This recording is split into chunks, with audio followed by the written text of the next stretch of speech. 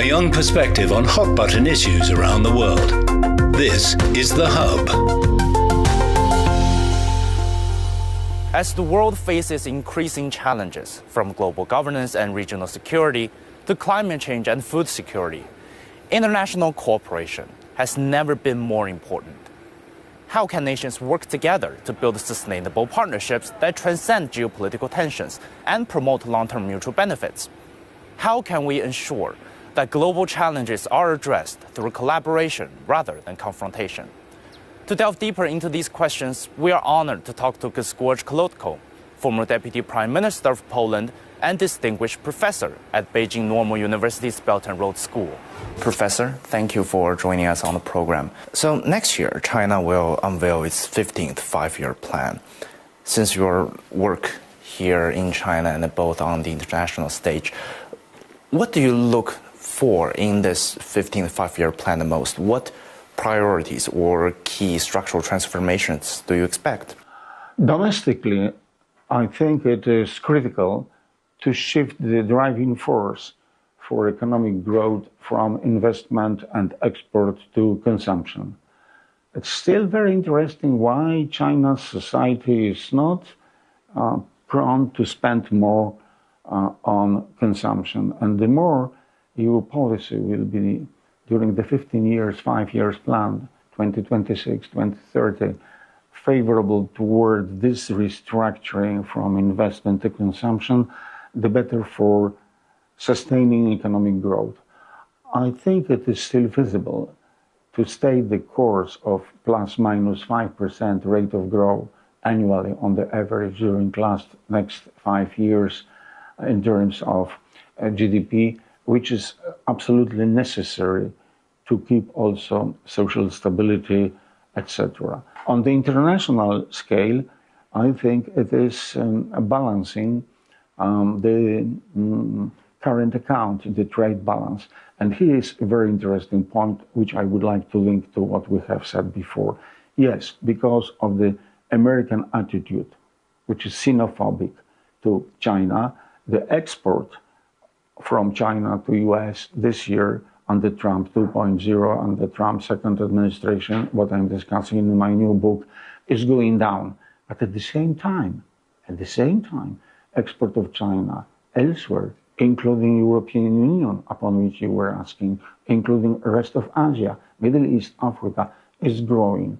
So, contrary to President of the United States intention, China is not weakening, it's not being weakened. China is stronger, but the structure of the Chinese economic power in the world is changing. China is less significant as an economic partner for the United States, but at the same time, contrary to the American intentions, is more important as an economic power for so-called global South and also for the European Union. And I think that this direction of restructuring the world economy, where China will be not weaker, China will be stronger, but in a different way.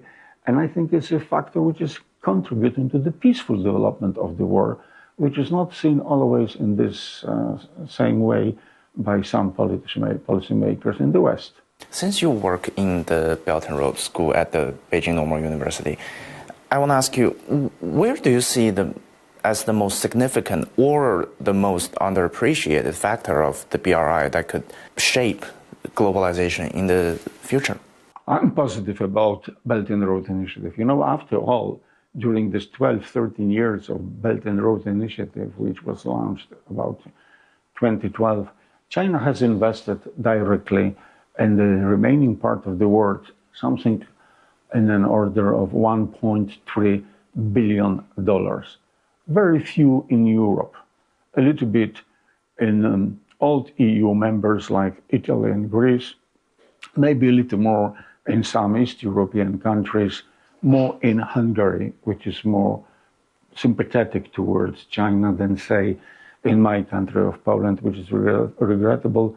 But basically, these are the investment all over the world. I was a couple of years, for instance, in Djibouti and Ethiopia. I was traveling by hitchhiking, by trucks, and by buses. Now there is the railroad from Addis Ababa to Djibouti, from Central Africa to the coast.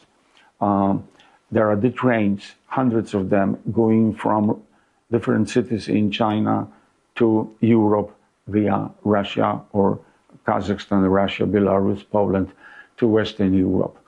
There is the big new harbor, Chacay, at the eastern side of Latin America, north of Lima, capital of Peru, which was opened a year ago with the participation of President Xi Jinping of his way for the G20 summit last year in Rio de Janeiro in Brazil. All of this is the result of Belt and Road Initiative.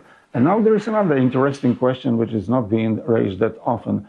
How many million people, especially in Asia, in Middle East, in Africa, much less in my part of the world, how many million people had got a job, opportunity, engagement because of investment executed within the framework of Belt and Road Initiative? The answer is several dozen of millions of people are not unemployed. They got a job because of the Belt and Road Initiative. And there is another question which nobody is asking.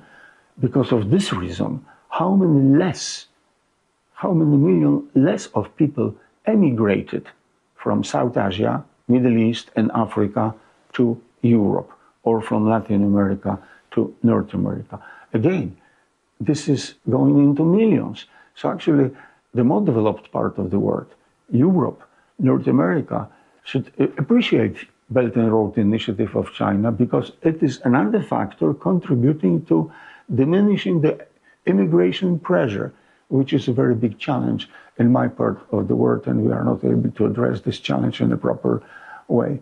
So for that reason, I'm, in a positive appraisal of Belt and Road Initiative, and there is still one aspect which is supposed to be discussed even more. China came first with this bold infrastructure investment and economic assistance project towards Global South or developing countries. And only then, ex post, afterwards, there was the response of the United States with the program, and there was the response of the European Union with our program, European Gateway, which is much smaller than the Belt and Road Initiative. So we see also a kind of competition between China, European Union, and the United States vis-à-vis investing, coming, engaging with economic cooperation, infrastructure investment with the countries of Global South, which is a positive factor for development of this very positive South. The more that type of rivalry, that type of competition is, the better. That is the good recipe for the future, not, the military competition. As you know, this year marks the 50th anniversary of China-Europe relations. And given your experience of working both in academia and in politics in Europe, how do you assess the current China-Europe relations? Far from perfect, but not as bad as, for instance, the US-China's relations. Basically, the critical issue, from my perspective, is the economic cooperation. But the problem is that European Union is only a union by name. So there are some internal contradictions between the countries, the states of the European Union. And for that reason, I think to coordinate the policy from Brussels' perspective towards China is a little bit more complex than the other way around. But my general evaluation is a positive one. It is visible if we take a look into the amount of trade, export, import, both directions, transfer of technology, but also cultural exchange. So I expect much more than we have accomplished so far, but definitely the world has changed during these 50 years of Chinese-European cooperation for better. Much more could be accomplished if not the policy mistakes, especially on the European side. So I'm looking into the future with some optimism. Since you mentioned the European Union in Brussels, I want to ask, because I've read a theory a lot. It says there's a duality in China-Europe relations where on the European Union level, the two sides seems not to be doing so good. But on a country-to-country basis, China-Europe relations is pretty strong. So what's your take on that? There are the countries so small as Malta or Luxembourg, about 400, less than 500,000 of people. Small countries like Baltic states, Estonia, Latvia, Lithuania. And then there are the very big countries, which are by very nature much more influential. Basically, this is Germany, France, but also Italy and Spain, and then my country, Poland. So therefore, the relative strength of a particular member of the European Union for the overall policies of the European Union, including relation, cooperation, arguing, etc., with China, is a different one. And then you can go from point to point to point and study which country, which is the member of the European Union, is more engaged in economic, cultural, technological capital exchange with China. So there are the countries which are more engaged in this exchange, and therefore they are trying to make an impact upon the other countries and the European Union as such, to go farther, deeper, stronger into this cooperation. So from this perspective, we are so-called European Union, but the overall relations between EU and China depends very much on what is like the attitude in Germany, in France, in Italy, in Poland. The more these countries are in favor of enlarging and deepening the Chinese-European cooperation, the better, I think, for each and every country which is involved. Some argue that there is a strategic hesitation in the current China-Europe relations. Do you think what you've just said contribute to that hesitation? And where does that come from? The things happen the way because many things happen at the same time. There are some internal processes, there are some international environment, and there's also some pressure from outside. You can bet that the United States, and especially under the second Trump administration, is not very much in favor of deepening cooperation between anybody and China, including the European Union. So I can see it also from the perspective of my country, that there are different means of American pressure not to go farther with developing relations with China. So the US is intervening with the country's policies vis-à-vis China in Latin America, in Southeast Asia, but also in the European Union. And then we go to square one. It depends on the interest. China is very competitive and depends in what sector of the economy one is involved. As a worker, employee, or employer, businessman, some of them, they are taking cream of cooperation with China, and some of them, they pay the cost because they are not able to stand the competitiveness of China's industries, especially manufacturing. So for that reason, if one will say engage in motor car industry in Poland or Slovakia or Spain, it's hardly very sympathetic towards deepening cooperation with China, because China is now a strong competitor, especially on the field of electrical vehicles. And some of the people over there, yes, some of them, they lost the job. You cannot expect from them to be pro-Chinese, especially since they are told that you have lost the job, not because of the wrong domestic policy, because of competition from China, and they are being also fed by the misinformation that this Chinese competition is unfair. And these problems which we have with economic growth, income, employment, restructuring, are being exploited for the reason of domestic political fight. And some simply are just using this xenophobic instrument as the instrument, the means to their political ends. So this is a complex issue. There is not just one reason, one factor. It is a combination, because one more time the things happen the way they do because many things happen at the same time. I think we can all agree that in today's world, we can not try to cope to every short-term geopolitical fluctuations or tensions. We have to find a way to rise above it and find a way to grow together. First, What sector do you think holds the greatest potential between China and the European Union to do that? And the second is, how can the two sides actually rise above the current geopolitical tensions? Geopolitics may make the situation more complex, and I'm afraid that before it will improve, it will deteriorate still further because of very many factors. One factor is the current stage of the Cold War, which was initiated by the United States, especially against China. Another aspect is the trade war, which is fueled by ill-advised Trumponomics, but there's also very strong technological competition. We do have a very big problem. It is a much bigger problem in Europe, in the European Union, than here in China, with getting out of control mass migration of the people from different parts of the world, from Asia, from Middle East, from Africa, and it is hardly manageable in the European Union. It is again contributing to the social and political tensions. So therefore, execution of rational economic policy is quite difficult. But first of all, business sector, I think much more than the political elites, they do understand that the sound, firm economic cooperation in China in the long run is in the interest.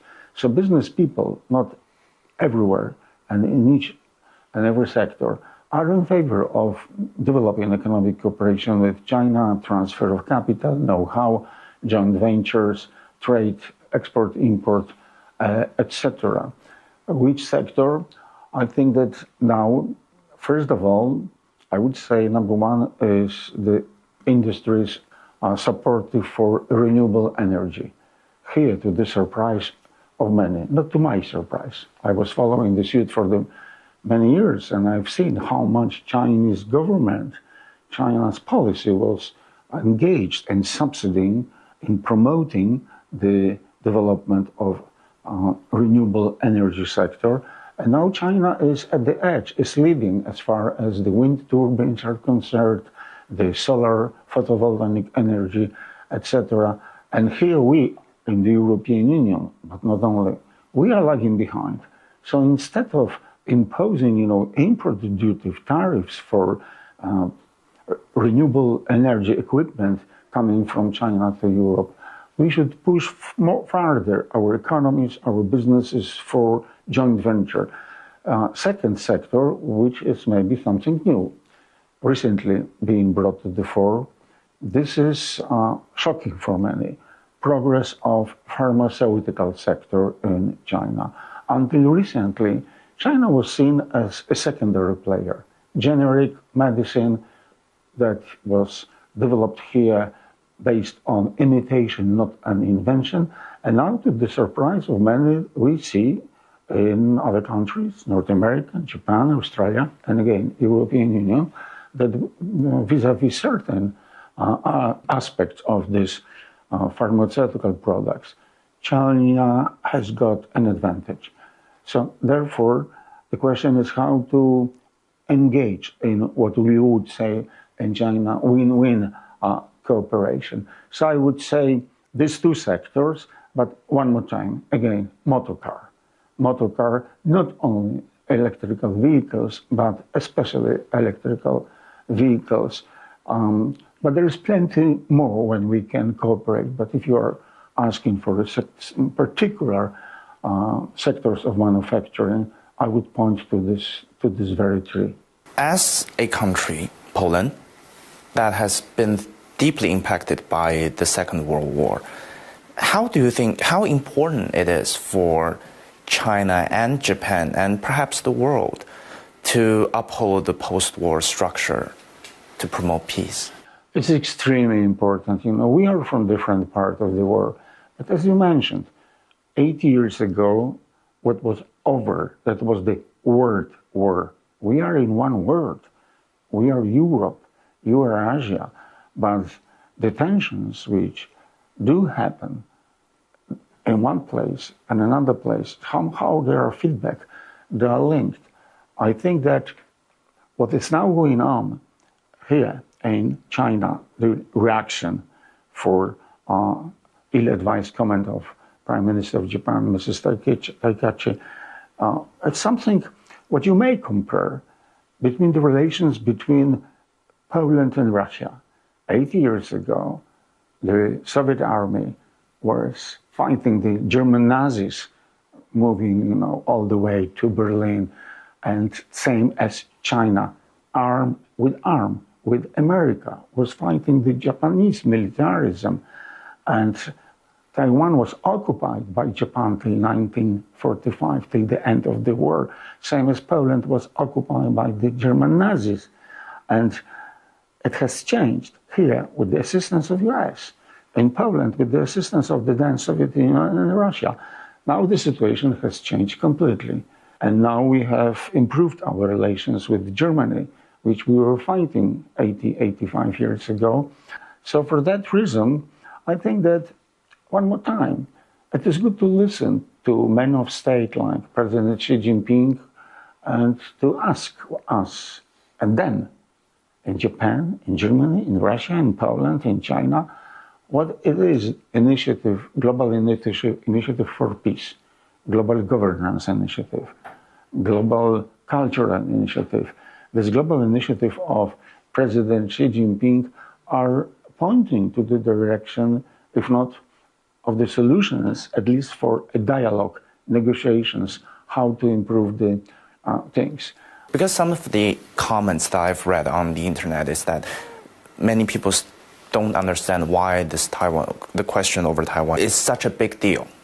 Can you explain to them how important is the Taiwan question to China and to the post-Second World War order? One point is that we, the people of academia, intellectuals, we have to make our voice heard. What is the truth? How the history has evolved? Who was an invader? Who was fighting for what reason? And how the situation looked. And for that purpose, I'm afraid that in a lion's share of the world, there is not a full understanding why the Taiwan question is so critical, so important for China. The Taiwan question is being used as an instrument for the political fight within the world. More often than not, they listen, they hear in the US, in Western Europe, that China is a potential aggressor for Taiwan and you do not have any rights to Taiwan. It's a different narrative. And it is going without further, deeper explanation. Very many people, they are not aware even of the fact that Taiwan was occupied and in a very nasty, brutal way by Japan since the end of 19th century till 1945. And at that time, we both, America, West, were fighting with Japan also for getting Taiwan back to China. How would you assess the China-US relationship right now? Because a lot of things have happened in 2025.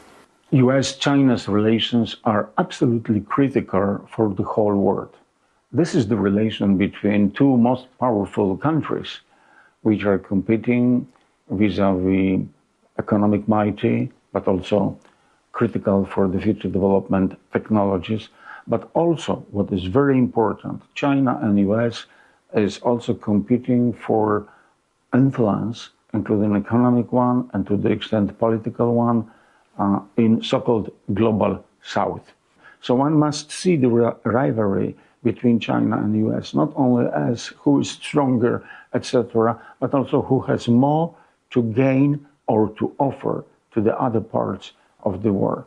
My second point is that, of course, I see these relations negative, especially because of the current American administration. I just published recently an international bestseller new book, which is called Trump 2.0, Global Disruptions and Power Shifts, where I am addressing the questions you have just raised. What is the sense and nonsense of this Trumpism, Trumponomics, second Trump presidency from the viewpoint of sustainable development of the world? On the one hand, you have Trumpism. On the other hand, you have the global initiative of China China's leadership, of China's president. These two approaches are incompatible. They are just going into different directions. So for that reason, the more chances for improvement of American relations, the better. I was keen to learn what was the message after the recent telephone call conversation between President of China and President of the United States. It is so good that they at least met face-to-face recently in South Korea and Busan during the APEC summit, and now we know that President Trump will visit China. Such a visit is always an occasion to solve the tensions which are over there. But don't expect too much improvement as long as Donald Trump is in the White House. Thank you very much. Thank you for having me. That's all for this edition of The Hub. Thank you for tuning in, and bye for now.